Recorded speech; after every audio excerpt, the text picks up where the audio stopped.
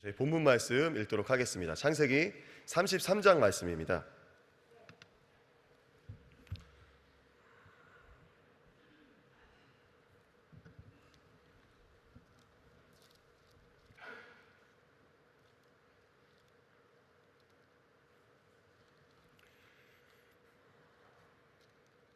창세기 33장, 제가 가진 성경으로 구약 성경 50면에 있습니다. 저와 성도님들이 한 절씩 교독하시고 마지막 절은 합독하시도록 하겠습니다. 제가 먼저 읽어 올립니다. 야곱이 눈을 들어보니 에서가 400인을 거느리고 오는지라. 그 자식들을 나누어 레아와 라헬과 두 여종에게 맡기고 여종과 그 자식들은 앞에 두고 레아와 그 자식들은 다음에 두고 라헬과 요셉은 뒤에 두고 자기는 그들 앞에서 나아가되 몸을 7번 땅에 굽히며 그 형 에서에게 가까이 하니 에서가 달려와서 그를 맞아서 안고 목을 어긋맞기고 그와 입맞추고 피차 우니라. 에서가 눈을 들어 여인과 자식들을 보고 묻되 너와 함께한 이들은 누구냐? 야곱이 가로되 하나님이 주의 종에게 은혜로 주신 자식이니이다. 때 여종들이 그 자식으로 더불어 나와 절하고 레아도 그 자식으로 더불어 나와 절하고 그 후에 요셉이 라헬로 더불어 나와 절하니 에서가 또 가로되 나의 만난 바 이 모든 때는 무슨 까닭이냐? 야곱이 가로되 내 주께 은혜를 입으려 함이니이다. 에서가 가로되 내 동생아 내게 있는 것이 족하니 내 소유는 내게 두라. 야곱이 가로되 그렇지 아니하니이다. 형님께 은혜를 얻었사오면 청컨대 내 손에서 이 예물을 받으소서. 내가 형님의 얼굴을 배운즉 하나님의 얼굴을 본 것 같사오며 형님도 나를 기뻐하심이니이다. 하나님이 내게 은혜를 베푸셨고 나의 소유도 족하오니 청컨대 내가 형님께 드리는 예물을 받으소서 하고 그에게 간권하매 받으니라. 에서가 가로되 우리가 떠나가자. 내가 너의 앞잡이가 되리라. 야곱이 그에게 이르되 내 주도 아시거니와 자식들은 유약하고 내게 있는 양떼와 소가 새끼를 데렸은즉 하루만 과히 멀면 모든 떼가 죽으리니 청컨대 내 주는 종보다 앞서가소서. 나는 앞에 가는.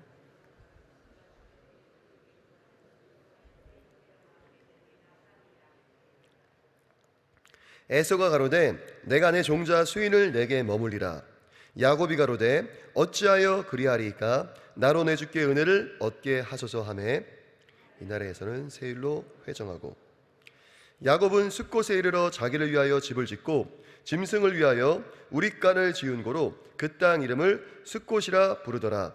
야곱이 밧단 아람에서부터 평안히 가나안 땅 세겜성에 이르러 성 앞에 그 장막을 치고 그 장막 친 밭을 세겜의 아비 하몰의 아들들의 손에서 은 100개로 사고 함께 읽습니다. 거기 단을 쌓고 그 이름을 엘렐로 헤이스라 이스라엘이라 하였더라. 아멘.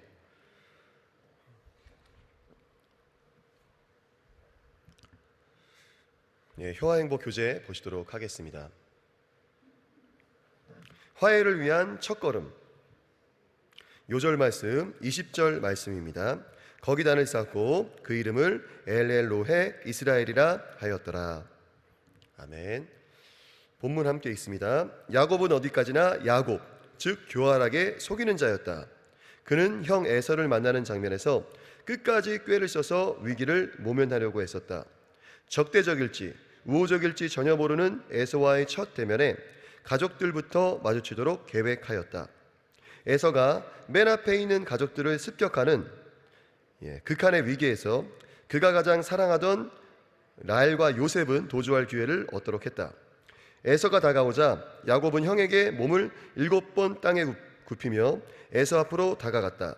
야곱을 죽일 기회만 노렸던 에서는 그에게 입맞춤으로 모든 것을 용서해 주었다.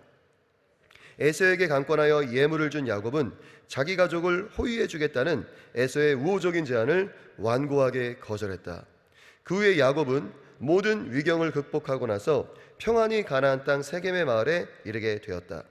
야곱은 세겜에서 토지를 매입하고 제단을 쌓았다. 그리고 그곳 이름을 엘렐로헤 이스라엘, 하나님은 이스라엘의 하나님이시다라고 불렀다. 야곱은 형 에서에게 진심으로 참회하며 겸손히 용서를 구했다.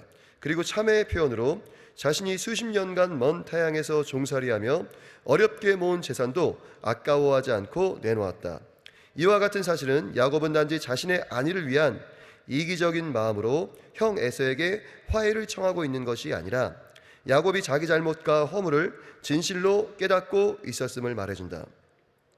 용서와 화해를 위한 첫걸음은 자기 잘못을 진심으로 깨닫고 그것을 솔직하게 인정하는 것이며 그에 따르는 책임과 보상을 성실히 수행하는 것이다. 아멘.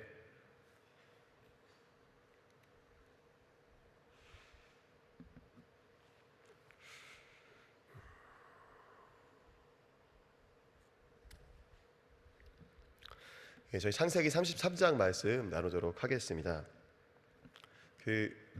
하용록 회장님 혹시 들어보셨나요? 그 국민일보에서도 소개가 여러 번 되었고요.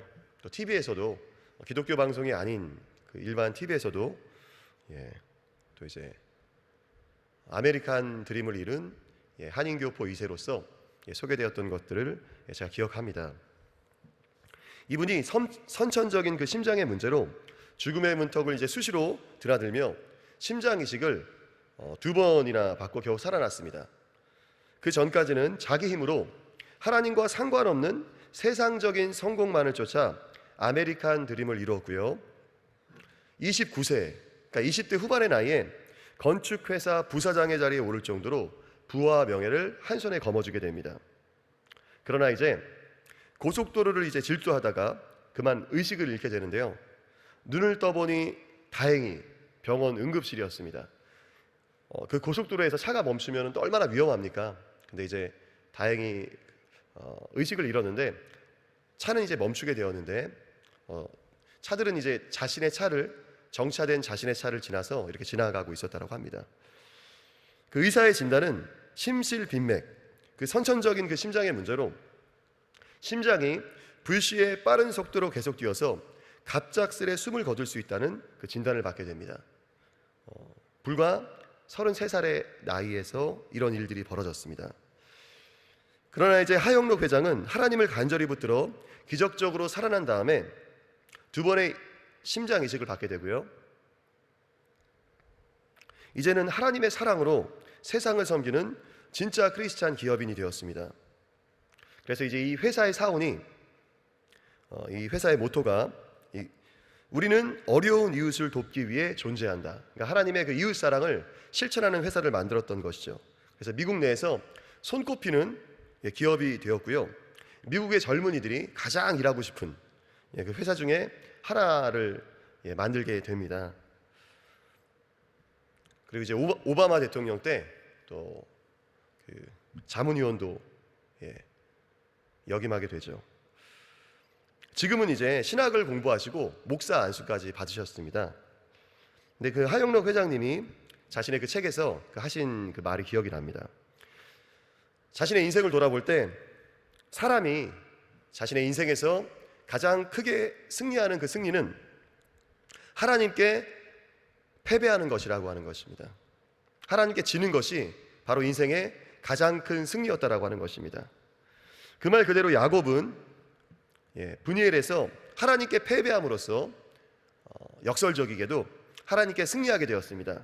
자신의 힘과 자신의 꾀만을 의지해서 살아가던 야곱이 복수의 칼날을 갈며 400명의 군대를 이끌고 자신에게 다가오는 형 에서의 위협 앞에 이제는 하나님만을 의지하며 밤새 매달렸던 것입니다.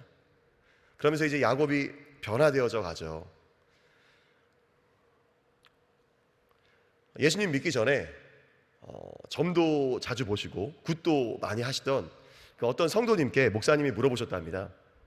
교회와 점집, 무당의 차이가 무엇입니까? 하고 물어보니까 그 점을 쳐주는 역술인이나 아니면 그 무당들은 한 번도 자신의 삶에 대해서 뭐 거룩해라, 뭐 착하게 살아라 이런 얘기는 한 번도 안 하더래요. 그냥 이렇게 그 부채도사 같이 이렇게 부채 타다닥 흔들다가 착한 정성이 부족해 정성이 뭐 이런 말만 하더랍니다. 정성이 부족해. 이 말은 돈을 더 내란 뜻이죠. 그러니까 우리 하나님께서는 우리의 어떤 정성의 섬김 그리고 어떤 재정의 드림, 이 모든 것들을 넘어서 우리들을 변화시키길 원하십니다. 삶을 변화시키길 원하세요. 이제 아침 해가 밝았을 때 야곱은 더 이상 어제의 야곱이 아니었습니다. 그는 이제 이스라엘로 변화되었습니다. 극심한 두려움에 짓눌려 친구들을 인도하여 먼저 보내고 자기에게 딸린 모든 가축과 소유도 보냈었던 그 야곱이 자신이 이제 맨 뒤에 숨었었죠. 그러나 이제는 앞장서기 시작합니다. 하나님을 만난 뒤에는 더 이상 뒤로 숨지 않습니다. 그럼 이제 앞장서는데요, 하나님께서 어제 이제 32장에서 하나님을 만난 다음에 내가 형 에서로부터 너를 보호해 줄게, 이 말씀을 직접 듣진 않았습니다. 그러나 야곱은 하나님께서 자신을 지켜주실 것을 확신합니다. 만일 다음 날 형 에서를 만나 죽게 된다면은, 죽게 하실 거면 하나님께서, 밤에 자신을 찾아오신 하나님께서 뭐 때문에 자신을 살려주셨겠습니까? 또 이스라엘이라는 이름을 주셔가지고 이제 새로운 이름으로 새로운 인생을 살게 하실 이유는 또 무엇이었겠습니까? 야곱은 하나님을 만난 다음에 변화되었습니다. 뒤에 숨어있던 야곱이 앞장서서 이제 가족을 이끌고 형을 만납니다. 33장 10절 말씀에 내가 형님의 얼굴을 배운즉 하나님의 얼굴을 본 것 같사오며, 에서의 얼굴이 어떤 얼굴이었길래 하나님의 얼굴을 뵌 것 같다라고 이야기했을까요? 자, 이제 자료를 찾아보니까 어떤 성경학자가 아주 이렇게 정확하게 적어놨더라고요. 형의 얼굴이든 하나님의 얼굴이든 둘 다 보고 나서 죽지 않았다는 공통점이 있다. 그죠? 하나님의 얼굴을 보고 살아난 사람은 한 명도 없습니다. 근데 야곱은 살아남았습니다. 하나님께서 이 일을 통하여서 네가 너에게 복수의 칼날을 갈고 400명의 수하를 이끌고 오는 형 에서로부터 너를 구해줄 것이다 라고 하는 가장 확실한 표징이었다라는 것입니다. 그리고 이제 야곱은 변화되었습니다. 물론 이제 그 이후에도 그 옛 모습, 이스라엘의 모습이 아니라, 하나님께서 변화시킨 이스라엘의 모습이 아니라 옛 모습, 속이는 자, 꾀를 부리는 자, 야곱의 모습이 그 이후에도 가끔씩 나올 때는 있습니다. 그러나 야곱은 변화되었습니다. 형 에서를 만날 때 7번 땅에 절하면서 형 앞에 나아가죠. 형을 자신의 주인으로서 인정한 것입니다. 아버지 이삭에게서 가로챈 형 에서의 축복을 형에게 되돌려 주고 있는 것입니다. 창세기 27장 29절에서 아버지 이삭이 야곱을 축복하면서, 원래는 형 에서를 축복하면서 주었던 축복인데요, 이런 말을 합니다. 내가 형제들의 주가 되고 주인이 되고 내 어미의 아들들이, 네 형제들이 내게 굴복하며, 이러한 축복을 야곱에게 주었는데 야곱은 이 축복을 다시 형 에서에게 되돌려주고 있는 것입니다. 7번 절하고 형님이라고 부르지도 않고 주라고 부릅니다. 주. 그리고 자신을 형의 종이라고 이야기를 하기 시작하죠. 그리고 이제 11절 말씀을 보면요, 하나님이 내게 은혜를 베푸셨고 나의 소유도 조카오니 청컨대 내가 형님께 드리는 예물을 받으소서 하고 그에게 간권함에 받으니라. 그러니까 자신이 정말로 20년 동안 그 바다나람에서 그 장인 어른 앞에서 얼마나 고생을 했습니까? 그 힘들게 모은 예물을 하나님께 드리면서 나의 예물을 받으소서라고 하는데, 사실 이 예물이라고 하는 단어는 축복이라고 하는 단어입니다. 축복. 그러니까 내가 아버지 이삭을 속여서 빼앗았었던 그 축복을 형에게 되돌려드립니다. 형이 받으소서. 그러면서 자신이 그렇게 힘들게 모았던 재산을 형에게 드렸던 것이죠. 그 야곱의 기도는 하나님의 약속을 의지한 기도였습니다. 야곱이 이렇게 변화된 것은 그 브니엘에서 만났었던 그 하나님을 통하여 변화되었는데요, 하나님의 약속, 하나님의 말씀을 붙들고 한 기도였습니다. 그러니까 정말로 능력 있는 기도는 하나님의 말씀을 붙들고 하는 기도입니다. 우리 성도님들 지금 기도하고 계시죠? 기도하는 제목이 있으시기에 이 새벽에 빠지지 않고 나오셔서 기도하시는 줄 압니다. 그런데 정말로 하나님께서 역사하시는 기도는, 능력 있는 기도는, 응답받는 기도는 하나님의 말씀을 붙들고 하는 기도라고 하는 것입니다. 32장 9절 말씀 보면은 여호와여 주께서 전에 내게 명하시기를 내 고향 내 족속에게로 돌아가라, 내게 은혜를 베풀리라 하셨나이다. 하나님, 당신께서 제게 말씀하시지 않았습니까? 저보고 고향에 돌아가라고 하시지 않았습니까? 그리고 저한테 은혜를 베푸시겠다고 하지 않으셨습니까? 그런데 지금 형 에서가 400명의 수하를 이끌고 나를 만나러 오고 있습니다. 제가 어떻게 해야 됩니까? 하나님께서 하신 그 말씀에 따라서 나는 순종했는데 나한테 이런 일이 벌어졌습니다. 주님, 저는 어떡합니까? 하나님의 말씀을 붙들고 하나님의 약속을 붙들고 하나님께 간절히 기도했다라고 하는 것입니다. 그리고 12절 말씀, 32장 12절, 어제 읽었었던 말씀이죠. 주께서 말씀하시기를 내가 정녕 내게 은혜를 베풀어 내 씨로 바다에 셀 수 없는 모래와 같이 많게 하리라 하셨나이다. 하나님, 지금 저뿐만 아니라 저의 사랑하는 아내, 그리고 정말로 눈에 넣어도 아프지 않을 우리 자녀들이 엄청난 위기에 처해 있습니다. 근데 하나님, 당신께서 저한테 약속하시지 않았습니까? 내 후손들이 정말로 바다에 셀 수 없는 모래와 같이 많아질 거라고 말씀하지 않으셨습니까? 이 위기 가운데 어떻게 하나님의 약속을 지키시겠습니까? 하나님께서 어떻게 이 약속 이루시겠습니까? 하면서 하나님의 약속을 간절히 붙들었다라고 하는 것입니다. 우리 성도님들 붙들고 계신 하나님의 말씀이 있습니까? 지금 네 분만 약속을 붙들고 기도하시는 걸로. 기도하실 때 하나님의 약속을 붙들고 기도해야 됩니다. 제가 이제 소리내서 기도하는 거를 되게 강조를 하고 우리 초등부 친구들한테도 소리내서 기도하도록 사실은 많이 훈련을 시킵니다. 그래서 이제 이번에 선교를 갔는데 예꿈에서 이제 단기 선교 강원도에 가서 아침 저녁으로 이제 남학생들 몇 명과 제가 큐티를 하는데 소리내서 기도해라, 소리내서 기도하라 라고 할 말 없으면은 예수님 예수님 외쳐라. 그렇게 기도를 시켰어요. 그래서 적은 인원이다 보니까 말을 듣더라고요. 그래서 기도할 말 없으면은 예수님 예수님 하는데 자기네들끼리 박자를 맞춰가지고 예수님 예수님 그렇게라도 기도를 하더라고요. 그렇게 기도할 때에야 저희들의 잠든 영혼이 깨어나고 잠든 육체가 경성하게 됨을 믿습니다. 하나님의 약속을 붙들고 기도할 때에야 하나님께서 일하십니다.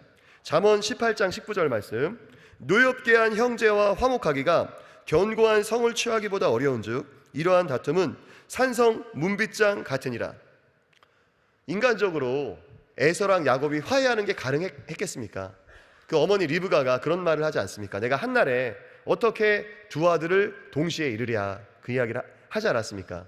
만약에 정말로 에서가 불에 못 이겨서 아버지 이삭이 돌아가신 후에 본인도 이제 죽이겠다라고 다짐을 했죠. 동생 야곱을 죽인다면은 그 어머니는 또 형 에서를 자신의 아들로 인정할 수 있었겠습니까? 그러니까 그렇게 극심한 스트레스와 극심한 갈등 가운데 하나님께서 화해시키셨다는 겁니다. 하나님 놀랍도록. 잠언 21장 1절 말씀 또 읽어드립니다. 왕의 마음이 여호와의 손에 있음이 마치 보의 물과 같아서 그가 임의로 인도하시느니라. 하나님께서 우리들 위에 있는 주권자들의 마음을 보의 물같이 인도하신다는 것입니다. 우리 성도님들 직장 상사, 그리고 우리 성도님들 가족 가운데 화평치 못한 분들, 그런 분들의 마음을 하나님께서 보의 물과도 같이 만드신다는 거예요. 만지신다는 겁니다. 우리 이제 농촌에서 자라셨던 분들은 잘 아시겠지만, 농촌에 이제 밭에다가 논에다가 이제 물을 대기 위해서 보가 있지 않습니까? 보는 농부가 그 물줄기를 마음대로 움직이는 대로 흘러가게 됩니다. 근데 하나님께서 왕의 마음도, 한 나라를 다스리는 가장 강력한 사람의 마음도, 그 마음도 원하시는 대로 움직이신다는 것입니다. 우리가 하나님께 기도할 때, 하나님의 뜻에 맞는 기도를 할 때, 우리 예수님께서도 내 말이 너희 안에 있고 너희가 내 말 안에 있으면 무엇이든지 구하라, 그러면 내가 이루어주리라 말씀하십니다. 어떤 저희들의 정욕을 위한 기도가 아니라 하나님과 상관없는 나의 욕심과 나의 야망과 나의 사심을 이루기 위한 기도가 아니라 하나님의 말씀을 붙들고 하나님의 뜻을 이루어 달라고 우리가 기도할 때 하나님께서 이루어 주신다라고 하는 것입니다. 이제 야곱은 변화되어서 이제 더 이상 우리 할아버지의 아브라함의 하나님, 우리 할아버지 아브라함의 하나님, 우리 아버지 이삭의 하나님이라고 부르지 않고요, 엘렐로헤 이스라엘, 이제 하나님을 부르죠. 바로 이스라엘의 하나님, 나의 하나님이라고 부르기 시작합니다. 그 전까지는 나의 조부 아브라함의 하나님, 나의 아버지 이삭의 하나님이라고 불렀었습니다. 그러나 이제 야곱은 변화되어서요, 나의 하나님이라고 부르기 시작합니다. 저희가 우리 성도님들과 제가 정말로 간증이 있는 삶이 되었으면 좋겠습니다. 다른 사람들의 간증을 듣고 우리 가족들에게 맛깔나게 전하는 것뿐만 아니라 은혜롭게 전달하는 것뿐만 아니라 내 인생에 내 삶의 이런 어려움 가운데 우리 하나님께서 이렇게 역사하셨어 라고 자신 있게 얘기함으로써 우리의 사랑하는 자녀들이 야, 우리 엄마가 어려움 가운데 기도하시더니 이렇게 하나님을 만났구나, 우리 아빠가 그 어려움 가운데 간절히 말씀을 붙들고 기도하시더니 하나님을 이렇게 만났구나 라고 마음문을 열게 되는 그런 가정이 되었으면 좋겠습니다. 우리 성도님들도 마지막으로 또 하나 말씀드리면은 저희들이 또 직장에서 우리 가정에서 여러 가지 삶의 문제들이 얼마나 많습니까?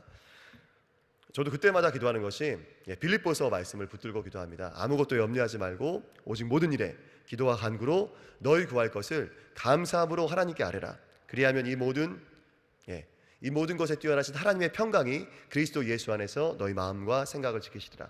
아무것도 염려하지 말고 오직 모든 일에 기도하며 간절히 구하며 감사함으로 기도하라고 하는 것입니다. 감사함으로. 왜 감사할 수 있죠? 하나님께서 나보다 나를 더 사랑하시고 이 모든 상황을 주관하시는 능력의 하나님이시라면은 내가 처한 이 상황이 내게 주신 최고의 상황, 내게 주신 최선의 상황임을 우리가 감사할 수 있다는 것입니다. 하나님께 나오는 자는 믿음으로 기도하라고 말씀하시지 않습니까? 히브리서 말씀에서 하나님께 나오는 자는 그가 계신 것과 그가 자기를 찾는 자들에게 복 주시는 이심을 믿어야 할지니라. 믿음이 없이는 하나님을 기쁘시게 할 수 없대요. 믿음으로 기도하지 않으면 아무 소용없다는 것입니다. 그냥 이방인들 기도랑 똑같다는 거예요. 점치러 가는 것, 우리의 삶은 하나님 앞에서 조정하려고 노력하지도 않고 내 삶에 어떤 악을 끊으려고 노력하지도 않고 점집에 가듯 무당한테 점 보러 가듯 무당한테 굿하러 가듯 그냥 내가 하나님을 조종하려고 하는 것입니다. 그것 나의 섬김과 나의 물질로서 하나님을 조종하려고 하는 그것이 아니라 하나님과의 인격적인 관계 가운데 하나님께 감사하며 기도하시는 저와 성도님들 되시기를 예수님의 이름으로 축복합니다. 우리가 감사함으로 간절히 기도하며 염려하지 않을 때 이 세상 지각에 뛰어나신 그 하나님의 평강이 나의 모든 이해와 상식과 이 세상 사람들의 경험을 뛰어넘는 하나님의 평강이 저와 성도님들의 마음을 주장하실 줄을 믿습니다. 아멘. 이 시간 들은 말씀 기억하시면서 또 기도하실 텐데요. 제가 마무리 기도하겠습니다. 하나님 감사합니다. 야곱이 브니엘에서 하나님을 만남으로써 어떻게 변화되었는지 저희들이 오늘 말씀을 통하여 나누었습니다. 그는 더 이상 할아버지 아브라함의 하나님이 아니라 아버지 이삭의 하나님이 아니라 나의 하나님을 만나게 되었습니다. 뒤에 숨던 야곱이 이제는 앞에 나가서 문제를 정면으로 맞이하는 모습을 보게 됩니다. 자신의 잘못을 진정으로 참회하며 형 에서에게 아버지 이삭을 속여서 빼앗았었던 그 축복을 되돌려주며 형을 섬기는 겸손한 모습이 또한 저희 가운데 있게 하여 주시옵소서. 그러할 때 하나님 갈등 관계에 있고 싸움 가운데 있었던 우리 형제 자매들과 화해하게 되며 하나님께서 왕의 마음도 우리의 삶을 주관하시는 주관자의 마음도 움직이실 줄 믿습니다. 주님 감사하고 예수님의 이름으로 기도합니다. 아멘.